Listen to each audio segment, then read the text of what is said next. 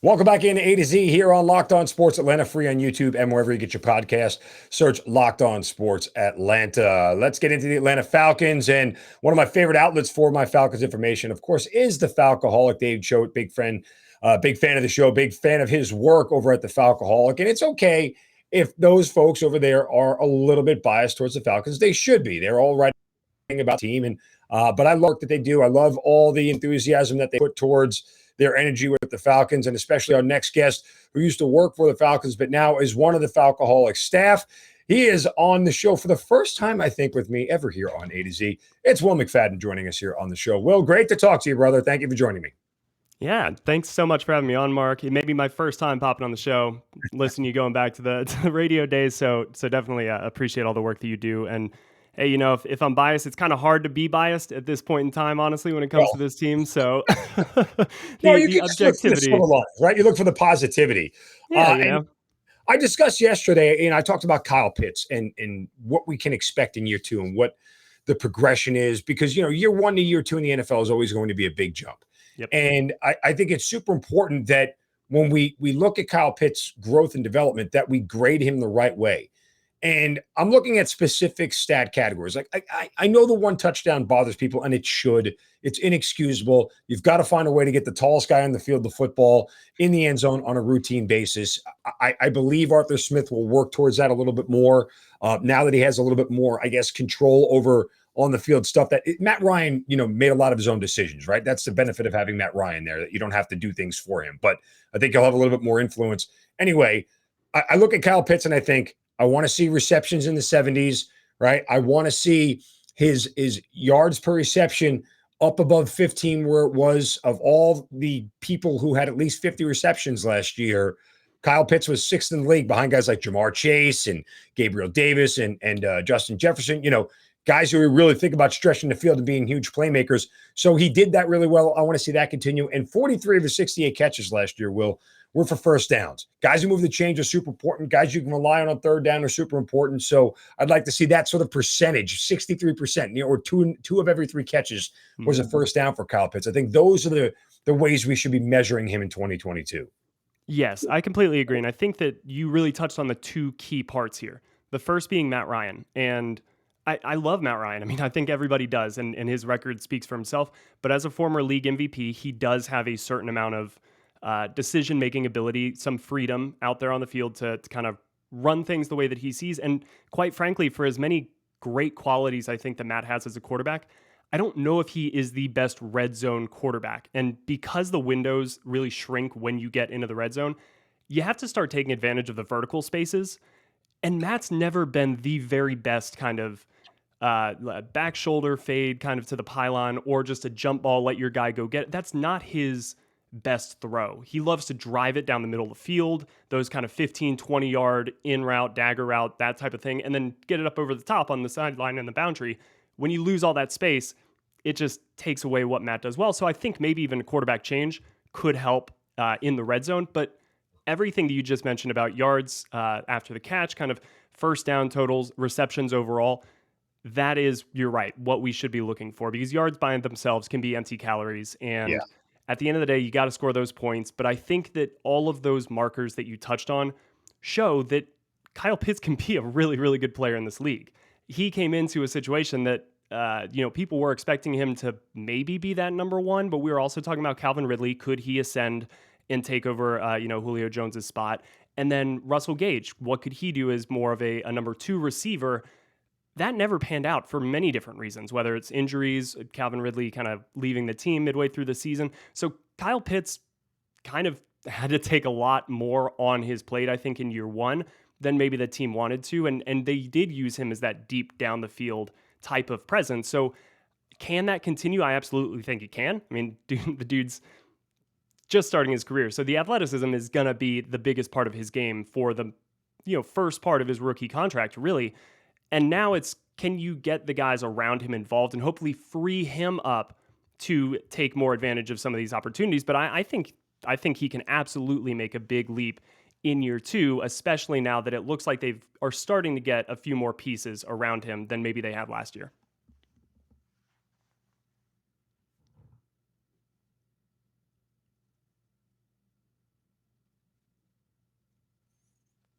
We had a moment of technical difficulty. Can you hear me? Everything froze on Yes. a second. Yeah.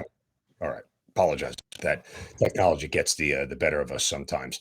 And when you look at Kyle, I think the major part of this whole thing simply is, can he put up numbers in a situation where the numbers aren't really advantageous or the situation isn't advantageous? I mean, I had some people responding to me on the YouTube channel that we have for Locked On Sports, not taking into account who the quarterback is. No, I am taking into account who the quarterback is, but that's really not supposed to matter when you get a guy drafted fourth overall. You drafted Kyle Pitts to be a focal piece of your offense. You drafted Kyle Pitts to be a unguardable target.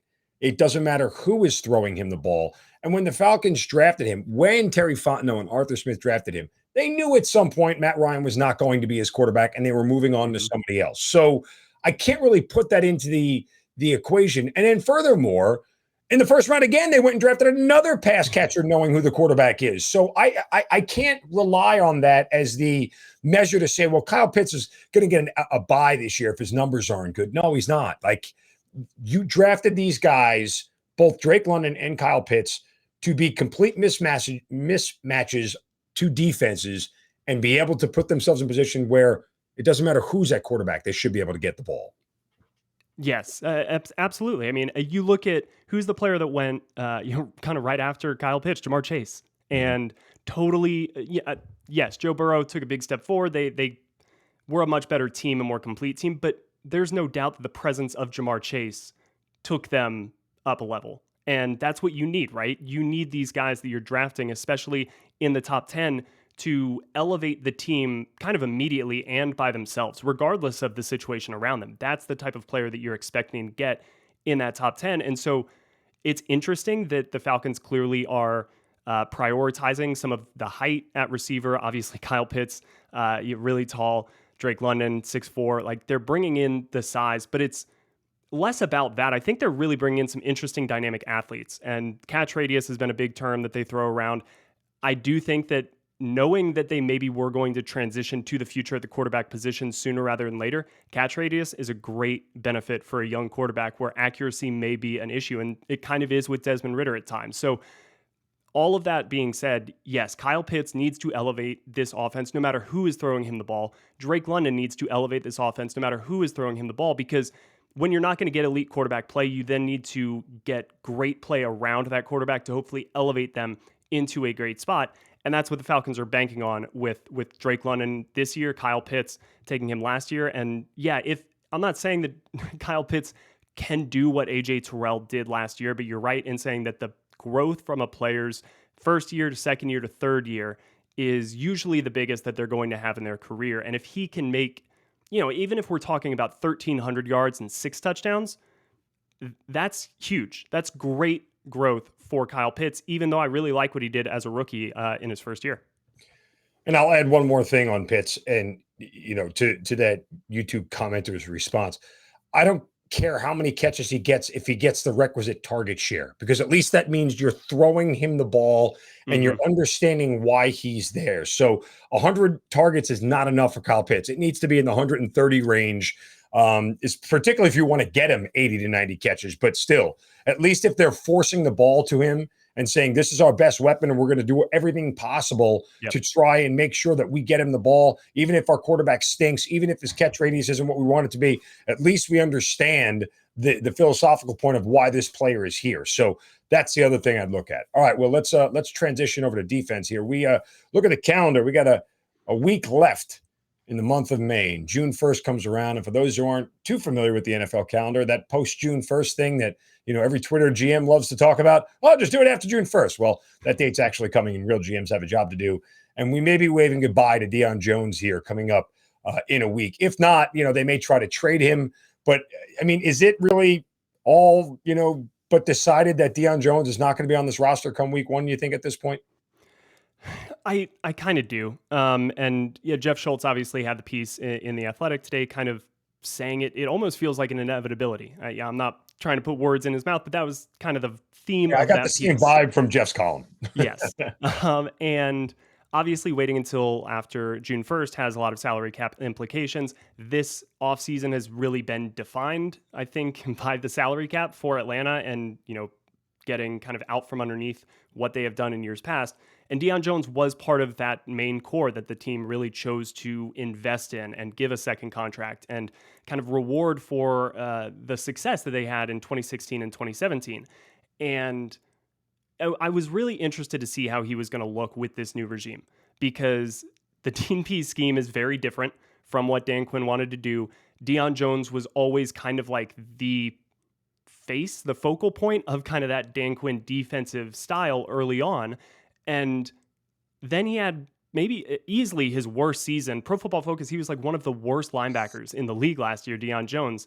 And on the flip side, we saw Foye Oluokun kind of emerge and bloom in that defense. So there is success to be had here, but when you're a player like Dion Jones and you are undersized and you need to be protected and kept clean, that's not what this defense necessarily wants to do for its linebackers. You're going to have to kind of hit, you're going to have to get off blocks, you're going to have to be a little bit more physical.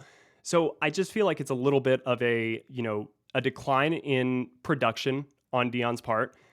And then just a little bit of a scheme mismatch. It's not the best fit in the world. And so given that he is currently has the highest cap hit on this roster, all the signs point to it making sense both now and for the future to move on from a player like Deion Jones. And oh, by the way, you saw everything that they did in the draft, loading up on some defensive players there, especially kind of linebacker, outside linebacker, and then bringing in Rashaan Evans kind of during the offseason. Nick, I can't pronounce his last name, from the Raiders, but you're seeing that they're kind of making the moves to build out that linebacker room a little bit more. And I think that means the writing's on the wall for a player like Deion Jones. Well, and while I am not the film breakdown guru guy, what I saw a lot from Deion Jones last year, and I'll give him the benefit of the doubt that there may be some things that I don't schematically fully understand about, hey, in this moment, I've got to make decision A or decision B. But it looked like I saw just a lot of indecisiveness, is putting it friendly, but let's just call it laziness. Like he just never moved. Mm-hmm. Like he looked very, for a linebacker, like, okay, yeah, I guess I'll run over here. Like you could just tell on film, there wasn't a lot of movement with purpose. Right. And a lot of missed tackles. Yes. When he got there, missed tackles. If you're going to make a mistake, make it fast, right? Like that always stuck with me, at least for defense. If you're going to make a mistake, make it fast. And I think most defensive coordinators can understand that mantra. You didn't see that from Deion last year at all. No, absolutely not. And this was a player whose kind of defining trait is speed. It's speed, right? Yeah. He's somebody who should be able to chase down a running back kind of in the open field or go sideline to sideline and beat everybody there. During training camp OTAs, they always do the drill where it's, if a running back gets to the boundary or receivers there, the whole defense is supposed to chase down to the sideline and try to strip the ball or tap the player or whatever. But it teaches, hey, the play's not over.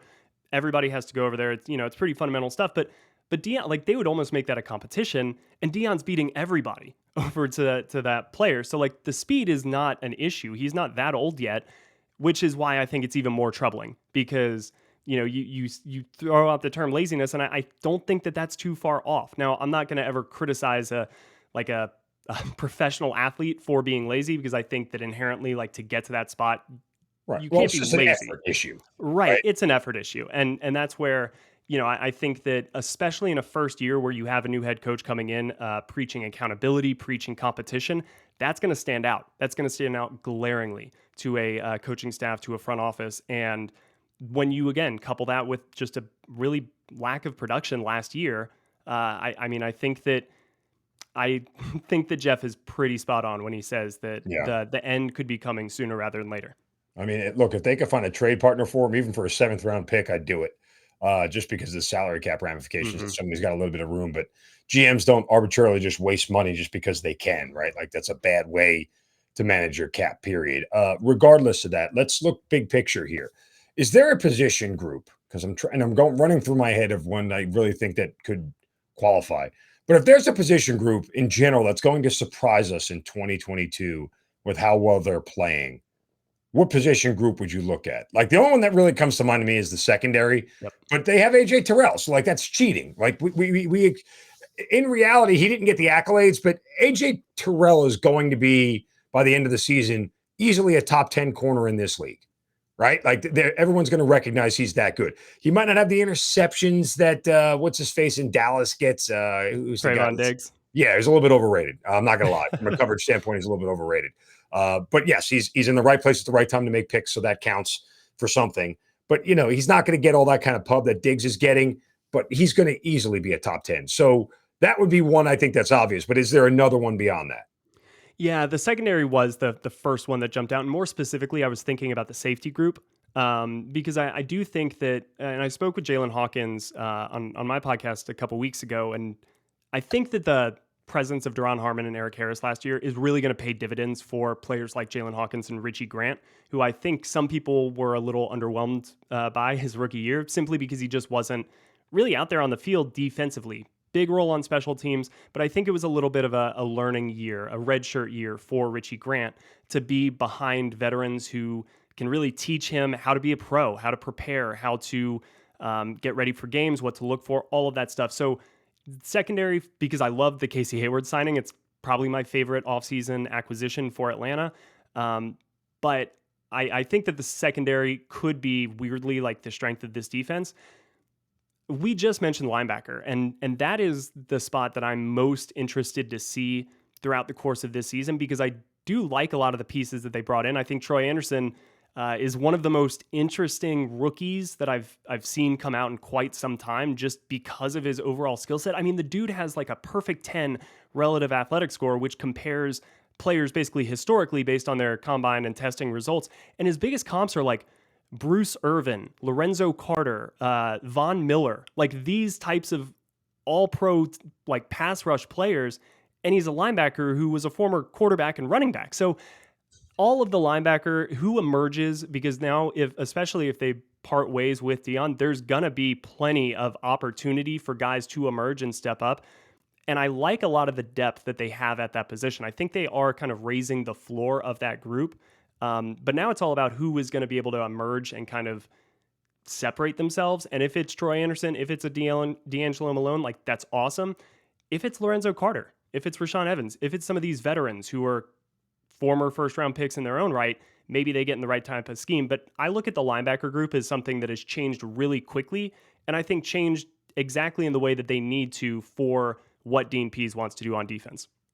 It's interesting you talk about the linebackers. I covered Dean Pease when I was covering the Ravens in Baltimore, and that's the one position group. And I said that when the Ravens got Dean Pease, I thought the linebacking core was going to take a huge step. Now, again, I was wrong. I thought Dion Jones would have taken a huge step. Again, I was wrong. But that's really been Dean Pease's heart and soul of his defense. Always has been. Go all the way back to New England when he was with the Patriots. I mean, his linebacking core was insanely good and athletic, and they made a lot of plays, and they really were. It wasn't about front four. It was about those linebackers that really did everything for the team. So I would expect that again to be the case. And clearly Arthur Smith has a huge amount of trust in Dean Pease to pick the players that he wants for his defense at this point in time.